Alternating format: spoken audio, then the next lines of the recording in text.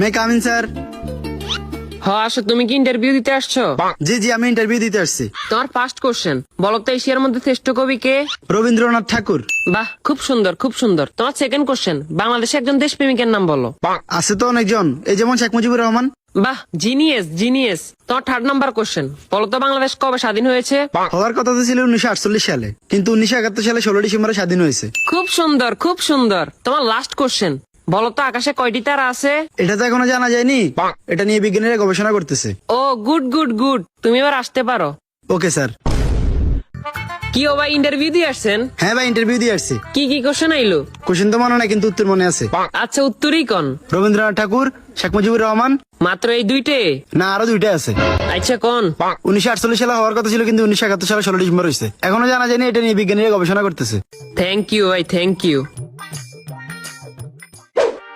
May I coming sir? আসো। তোমার নাম কি? রবীন্দ্রনাথ ঠাকুর। তো তোমার বাপের নাম কি? শেখ মুজিবুর রহমান। তোমার জন্ম কবে হয়েছে? হওয়ার কথা তো ছিল 1948 সালে, কিন্তু 1971 সালে 16 ডিসেম্বর হয়েছে। এই বেটা, তুই পাগল হয়েছিস নি? এটা এখনো জানা জানি, এটা নিয়ে বিজ্ঞানীরা গবেষণা করতেছে।